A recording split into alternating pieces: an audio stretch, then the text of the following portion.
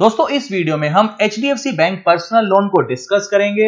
इस वीडियो में हम ये देखेंगे कि कितना रेट ऑफ इंटरेस्ट आपको पे करना है अगर आप HDFC बैंक से पर्सनल लोन लेते हैं। इन सब के अलावा एक लाइव एग्जांपल के साथ मैं आपको ये भी समझाऊंगा कि अगर आप 1 लाख रुपए का पर्सनल लोन HDFC बैंक से लेते हैं तो उस केस में हर महीने कितनी अमाउंट की आपकी EMI बनेगी। इसी प्रकार और उदाहरण के साथ भी हम समझेंगे कि अगर आप 10 लाख रुपए का पर्सनल लोन HDFC बैंक से लेते हैं तो उस केस में हर महीने आपकी कितनी EMI बनेगी। इन सब के अलावा बहुत सारे लोगों को एक कंफ्यूजन ये रहती है कि अगर मान लीजिए कोई व्यक्ति सैलरीड क्लास है, यानी अगर वो व्यक्ति कहीं पर जॉब करता है तो उस केस में इजीली उसे पर्सनल लोन मिल जाता है। अब बहुत सारे लोगों का सवाल ये रहता है कि अगर मान लीजिए कोई व्यक्ति सेल्फ एम्प्लॉयड है, यानी अगर वो खुद का बिजनेस करता है तो उस केस में क्या उसे पर्सनल लोन मिलेगा। वेल देखो, इसका सिंपल सा आंसर ये है, उस केस में उसे पर्सनल लोन नहीं मिल सकता।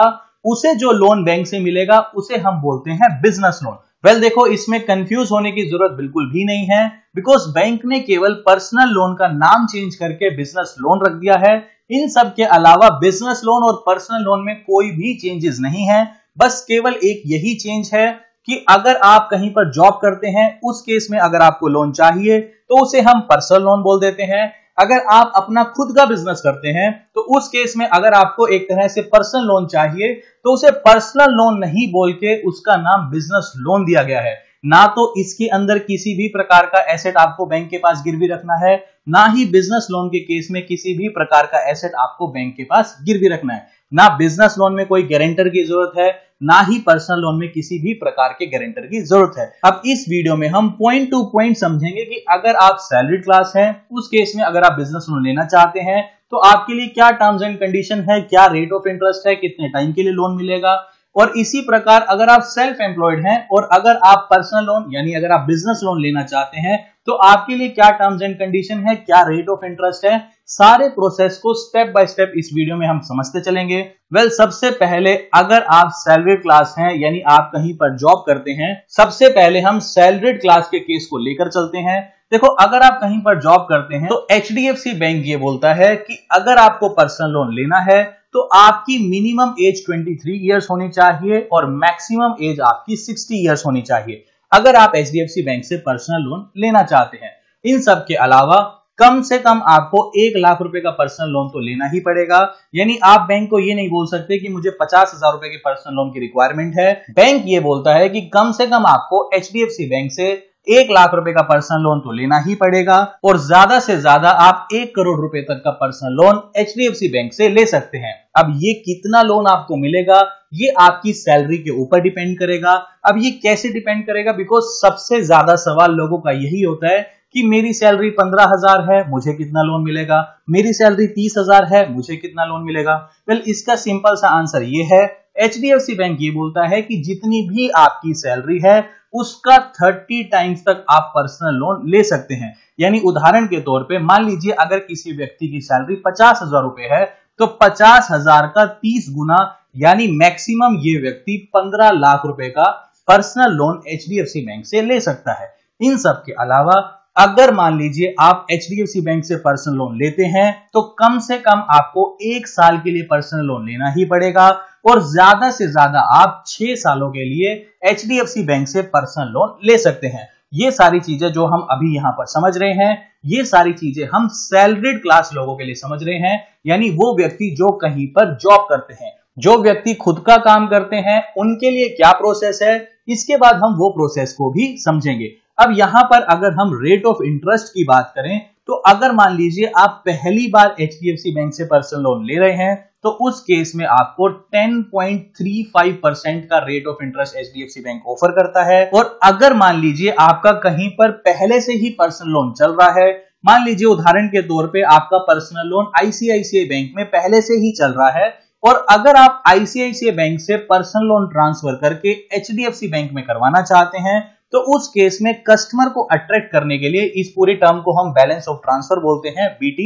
अब यहां पर अगर कोई BT का केस है यानी किसी दूसरे बैंक से कोई व्यक्ति पर्सनल लोन HDFC बैंक में ट्रांसफर करना चाहता है तो उस कस्टमर को अट्रैक्ट करने के लिए यहां पर 10.25% का rate of interest HDFC bank के द्वारा ऑफर किया जाता है। इसके अलावा एक प्रोसेसिंग फीस भी बैंक चार्ज करता है जिसे हम फाइल चार्ज बोलते हैं। ये प्रोसेसिंग फीस कम से कम 999 रुपए हर लोन के अगेंस्ट लगेगी और ज्यादा से ज्यादा 4719 रुपए एचडीएफसी बैंक चार्ज करता है एज अ प्रोसेसिंग फीस हर लोन के अगेंस्ट में। इन सब के अलावा डॉक्यूमेंट्स क्या क्या रिक्वायर्ड हैं, वैसे तो ये डिटेल में पूरा डॉक्यूमेंट मैं आपको समझाऊंगा कि सैलरीड क्लास के लिए क्या है और सेल्फ एम्प्लॉयड के लिए क्या क्या डॉक्यूमेंट्स हैं, बट एक बार थोड़ा सा ओवरव्यू मैं आपको समझा देता हूं।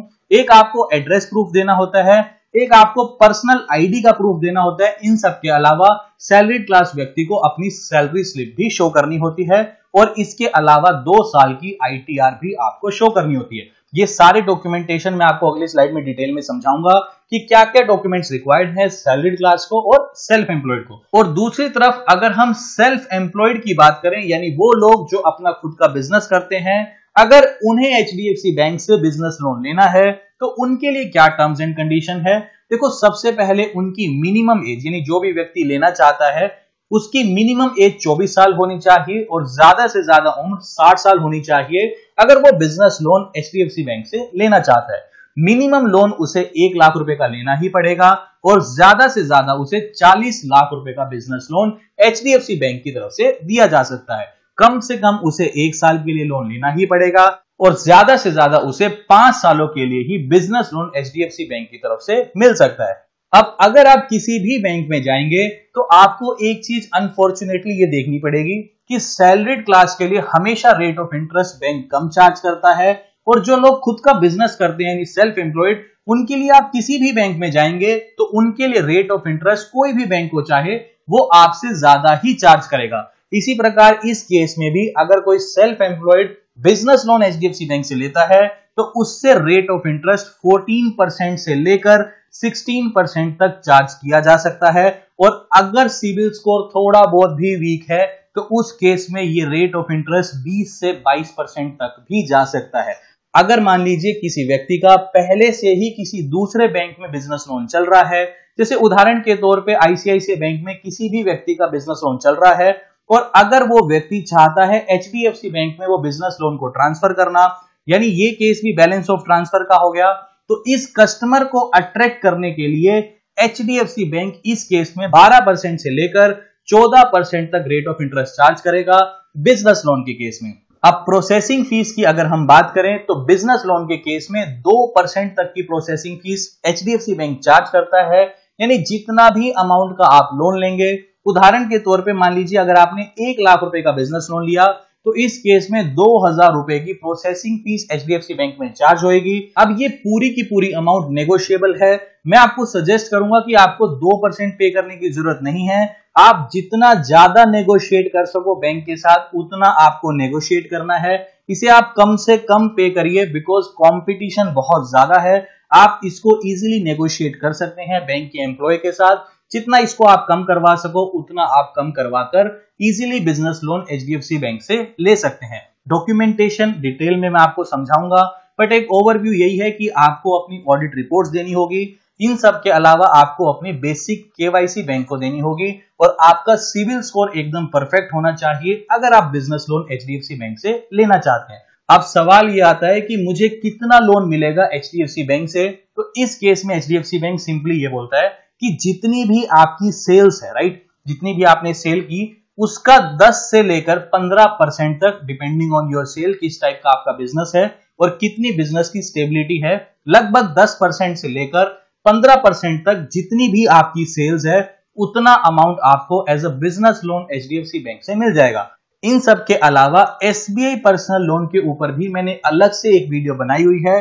मैं आपसे रिक्वेस्ट करूंगा कि उस वीडियो को भी आप जरूर देखना, बिकॉज जब तक आप किसी 2 बड़े बैंक्स को कंपेयर नहीं करेंगे तब तक आपके लिए काफी मुश्किल हो जाएगा ये समझना कि आपके लिए कौन सा बैंक बेस्ट है। बिकॉज देखो, यहां पर मैंने आपको पूरे फीचर्स बताए एचडीएफसी बैंक के, इसी प्रकार मैंने एसबीआई के पर्सनल लोन के भी पूरे फीचर्स डिफाइन किए हुए हैं। मैं आपसे रिक्वेस्ट करूंगा कि दोनों वीडियोस को आप कंपेयर करो और एक बार अपने लिए ये देखो कि आपके लिए कौन सा बैंक ज्यादा सूटेबल है, बिकॉज आपकी क्या नीड्स हैं ये आपको ही पता है। मैं यहां पर केवल आपको दोनों बैंक के कंपैरिजन समझा सकता हूं कि कौन सा बैंक क्या चीज ऑफर करता है। तो इसका लिंक मैं आपको डिस्क्रिप्शन बॉक्स में दे दूंगा।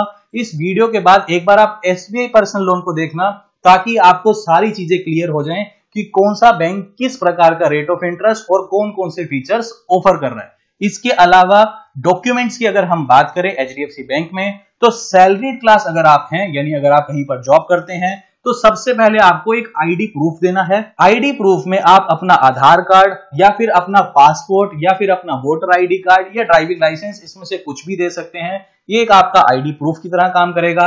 एड्रेस प्रूफ की अगर हम बात करें, तो इस केस में एज अ एड्रेस प्रूफ आपको अपना राशन कार्ड या पासपोर्ट या फिर टेलीफोन बिल, या फिर अगर आप रेंट पे रहते हैं तो अपना रेंट एग्रीमेंट या फिर इलेक्ट्रिसिटी बिल, इनमें से कोई भी एक डॉक्यूमेंट दे सकते हैं एज अ एड्रेस प्रूफ। इसके अलावा आपको 3 महीने की अपनी सैलरी स्लिप बैंक को देनी होगी और 2 साल की आईटीआर भी आपको बैंक को देनी पड़ेगी। अब बहुत सारे केस में एचडीएफसी बैंक ये एक्सेप्ट कर लेता है कि कोई बात नहीं, अगर आपके पास आईटीआर नहीं है, यानी आप आईटीआर नहीं भरते, तो आप हमें केवल अपनी सैलरी स्लिप्स दे दीजिए। ये 3 महीने की बजाय आपसे 6 महीने की सैलरी स्लिप मांग लेंगे या ज्यादा से ज्यादा 1 साल की आपसे सैलरी स्लिप मांग लेंगे। बट बहुत सारे केसेस में इस चीज को एक्सेप्ट कर लिया जाता है कि कोई बात नहीं, आप आईटीआर नहीं भरते तो आप हमें केवल अपनी सैलरी स्लिप्स ही दिखा दीजिए। इन सब के अलावा आपको 1 साल की अपनी बैंक अकाउंट की स्टेटमेंट भी एचडीएफसी बैंक को देनी पड़ेगी। अब ये बैंक अकाउंट कौन सा होगा? जिस अकाउंट में आपकी सैलरी आती है, उस अकाउंट की 1 साल की स्टेटमेंट भी आपको एचडीएफसी बैंक के पास जमा करानी होगी।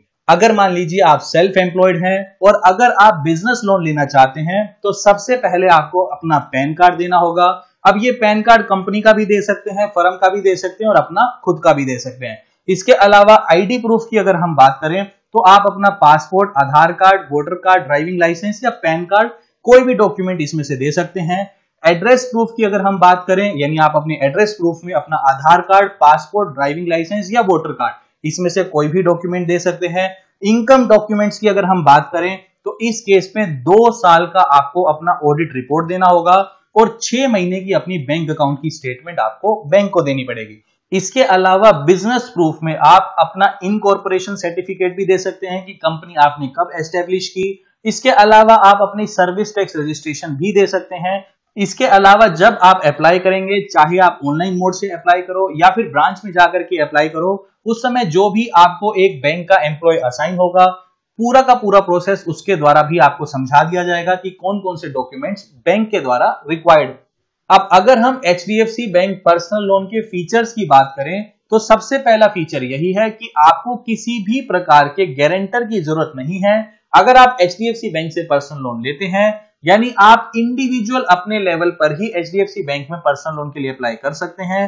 दूसरा एडवांटेज ये है कि आपको किसी भी प्रकार की कोई भी कोलेटरल एचडीएफसी बैंक के पास रखने की जरूरत नहीं है, यानी आपको अपना कोई भी एसेट, कोई भी प्रॉपर्टी एचडीएफसी बैंक के पास गिरवी रखने की जरूरत नहीं है। यानी पर्सनल लोन के केस में आपसे किसी भी प्रकार की कोलेटरल बैंक नहीं मांगता।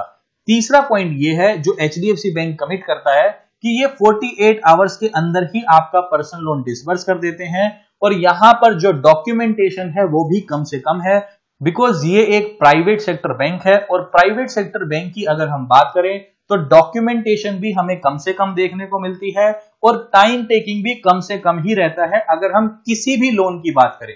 तो यहां पर एक प्राइवेट सेक्टर बैंक्स का ये एडवांटेज हमें मिल जाता है कि लोन की जो प्रोसेसिंग है वो बहुत फास्ट रहती है as compare to government banks. अब एक बार हम पर्सनल लोन ईएमआई कैलकुलेटर को भी देख लेते हैं। अब इस केस में मान लीजिए मैंने 1 लाख रुपए का पर्सनल लोन एचडीएफसी बैंक से लिया और मैंने 5 सालों के लिए इस लोन को लिया। रेट ऑफ इंटरेस्ट मान लीजिए मैं सैलरीड क्लास हूं तो मुझे रेट ऑफ इंटरेस्ट 10.5% का एचडीएफसी बैंक ने दिया और ईएमआई इस केस में मेरी बनेगी 2149 रुपए, यानी मुझे हर महीने एचडीएफसी बैंक को 2149 रुपए पे करने हैं अगले 5 सालों तक। इसी प्रकार अगर मान लीजिए मैं खुद का बिजनेस करता हूं, उस केस में 1 लाख रुपए का बिजनेस लोन मैंने एचडीएफसी बैंक से लिया, टाइम मैंने 5 सालों के लिए लिया और इस केस में एचडीएफसी बैंक में मान लीजिए मुझे 14% के रेट ऑफ इंटरेस्ट पर बिजनेस लोन ऑफर किया, तो इस केस में मुझे 2327 रुपए पे करने पड़ेंगे एचडीएफसी बैंक को अगले 5 सालों तक। अब एट द एंड एक सवाल ये आता है कि क्या मैं पार्ट पेमेंट कर सकता हूं? जैसे मान लीजिए किसी व्यक्ति ने 1 लाख रुपए का लोन लिया, राइट, और अगले 5 सालों के लिए लिया। अब इस केस में जो इसकी ईएमआई है वो 2327 रुपए बनती है।